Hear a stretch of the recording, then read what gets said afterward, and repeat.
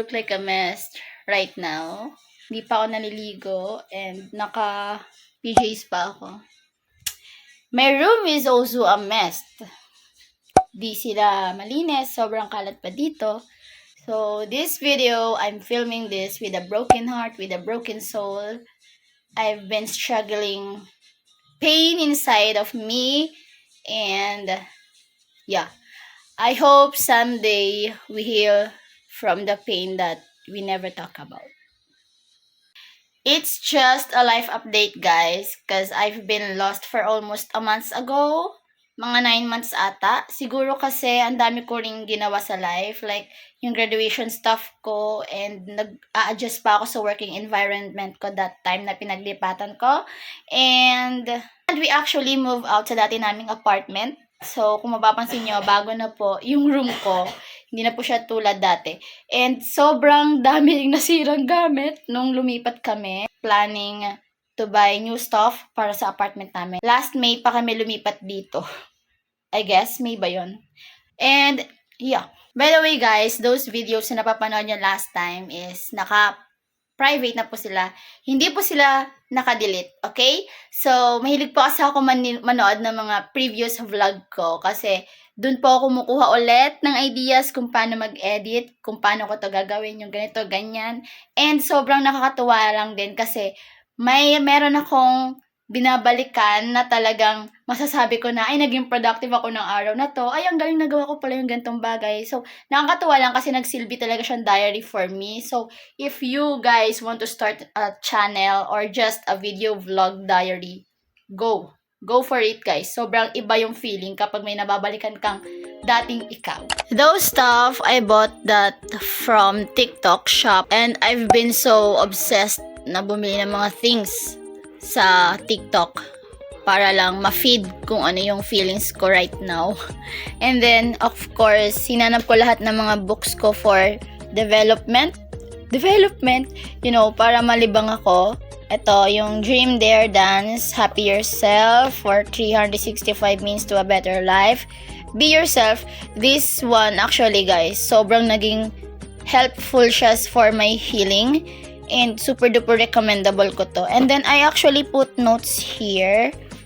Then when I read it earlier, naiyak ako kasi I never thought na makakabasa ako ng mga gantong context na ako mismo yung nagsulat. Actually, I have a new book, The Strength in Our Scars. And then may isa pa akong book na darating later. Di ko pa siya ino-open kasi gagawa ko ng video, separate video nito para sa TikTok affiliate account ko. So yeah, and actually I have my planner here, my journal and stuff. And I'm starting my scrapbooking. Meron na yan laman, so hindi ko na ipapakita sa inyo next time. Look at this corner, guys. Yeah, this is what I'm talking about earlier, na nasira yung stuff ko. Even my shoe rack, nasira din yan sila. This is so messy. I don't even want to look at it, but I have no choice because this is my room and I don't want to let you guys see my shoe rack corner because it's so dirty and messy. That corner actually gives me so much anxiety kapag nakikita ko talaga sila. But umorder na ako sa TikTok shop ng bagong shoe rack. We're going to fix it as soon as that parcel came. And I'm so excited kasi I'm gonna use my drill, my new drill. Got my new parcel, guys. This is the new book that I mentioned earlier. So I'm gonna open this one. Ooh! The Art of Being Alone. So, yay! Got my new book, guys. The reason why I bought this book is highly recommended siya ng mga YouTuber or vlogger na napapanood ko sa YouTube. And I wanna try this one. And then, ang daming good points na nakikita ko na context nito sa TikTok. And, yeah, that's the reason why I bought this 2 book. And, gusto ko ring bilhin yung Atomic Habits. But, for now, I will finish this one first. Kasi, madami din ako mga books na hindi ko pa tapos basahin.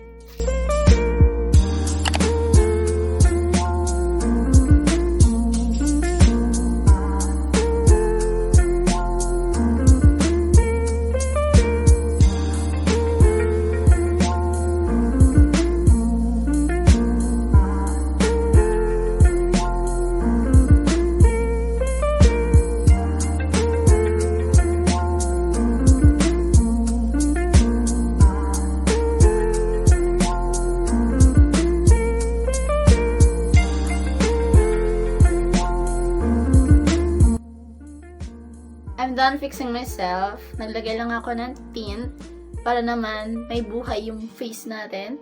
Kaso lang, hindi ko siya na-blend ng maayos kasi namumuo siya sa part na to, even here. Then, I have small scar here. Bandang labi ko. Hindi ko alam kung saan ko siya nakuha. Then, I just wear a comfy clothes for today. So, let's get this day started, even though it's already 3 p.m. na. Well, that's me. First thing first, I have to make myself a coffee. Because that's how I always begin my day. And I'll go to sala para kunin yung laptop.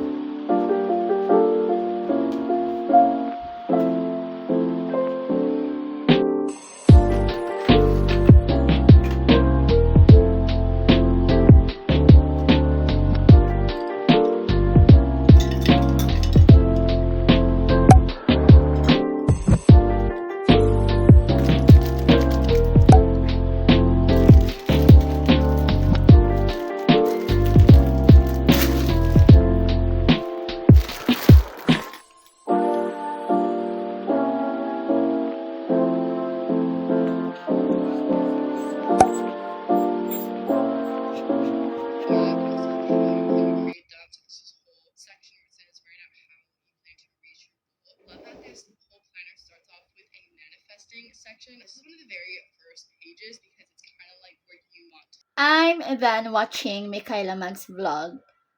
She's so amazing. She keeps me motivated every day. And plus Alexa Esco. Yan. Silang dalawa talaga yung pinaka-favorite kong vlogger. International vlogger, I mean. So now, this video, it's actually not on my plan. Wala talaga akong plano sa video na to. It's just, I want to film myself because this is my way of coping mechanism.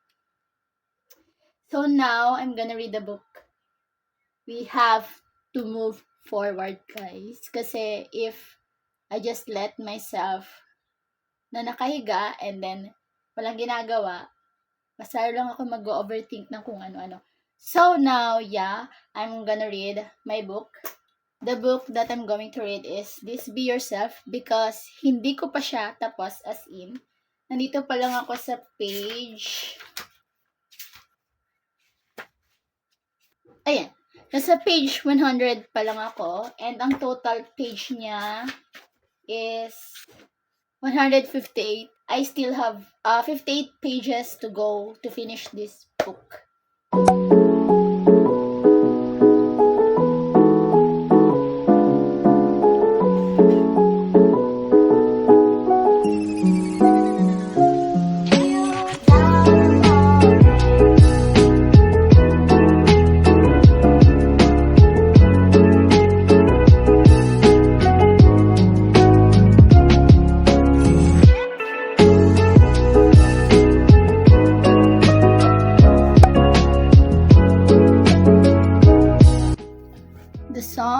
Setting na guys. Sana diba nakikita nyo yung langit tsaka yung labas. I don't have energy kasi na lumabas. So, dito ako sa kwarto ko ngayon. Should I make a haul?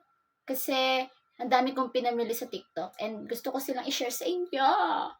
But anyways, let's do this. Online shopping is highly recommended talaga kapag nai-stress ka or nade-depressed ka. So, mag-shopping ka lang basta may pera ka.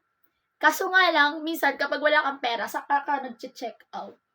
Pero pag dumating yung product, pag dumating yung parcel mo, nakakagawa ka ng paraan para bayaran. So, paano yon? First is itong mga damit na to. Ito yung mga damit na may mga padding na. I mean, hindi mo na kailangan magsuot ng bra kasi instant padding na siya, guys. Ayan, yung mga ganyan. Just wear it like this. So, I got this. I got this style. Actually, dalawa to. Yung isa is color black. Di ko na makita yung black. So, I got white and black. I got a 3 color of this. Play Girls yung nakalagay sa print. 1, 2, and 3. I like the color blue kasi ang ganda lang ng kulay niya. Ayan. Then, I have also here. This is so cute. Gusto ko pang bumili ng ibang kulay na ganito. Actually, guys, meron akong habit na once I like the style nung damit, bumibili ako kahit 3 kulay. Or pinaka-worst pa nga is, binibili ko lahat. Iisa lang yung design, pero magkakaiba ng kulay. Toxic ba yung ganong habit? Then, I got 2 color of this. Ganyan yung print niya. I got black and brown. And then, I got also this one. Yay! This is so nice. Then, ang ayaw ko lang dito is itong strap na to or whatsoever. Sana hindi na lang nila nilagyan. Kasi, nung sinuot ko siya parang hindi pantay yung pagkaka-align nila dito sa strap na to. But anyways, it is what it is. And, this is one of my favorite. Ay, hindi, mali. Ito yung pinaka-fave ko sa lahat. I got also a gentlewoman bag. 2 kulay yung binili ko. Isang black and isang white. Ay, hirap naman buksan, be. Yan, maliit lang siya. Para siyang pang preppy style, ganun. Lalo na kung gusto mong umalis lang ng saglitan or hindi ka naman magdala ng masyadong gamit, pwede mo siyang gamitin. I already mentioned this book earlier. So, hindi ko na sasabihin. I have also here. Why don't we open this one na? Excited ako mag-open ito. Let's go. Buksan natin to.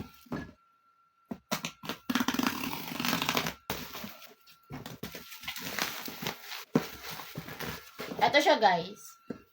Sobrang trending niya sa TikTok. Syempre, lagi tayo nagpapabudol kay TikTok. Kaya binili ko siya. It actually cost me 355 pesos. Naka-discount na siya. And free shipping. Tada. I-assemble natin siya. Wow. This is so cute. I like the color.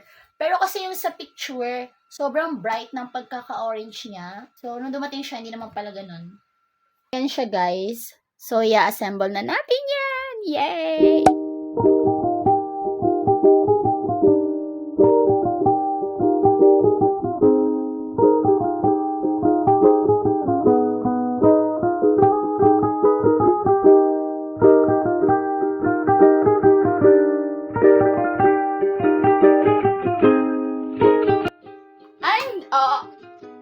I'm done! My God, ganito siya, guys. Wait. Lagyan mo yung arms mo dito. Then, papagulungin mo siya. Yan. Yes! For abdominal! Para magka-abs. Then, gusto ko mag-try mag-gym.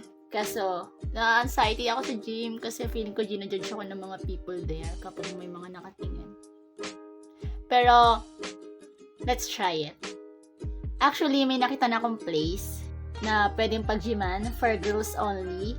So, bisitahin natin yon some other time. And, yun lang. That's it for today's video. Oops! Yeah. That's it for today's video, guys. I hope to see you soon for my next vlog. Bye!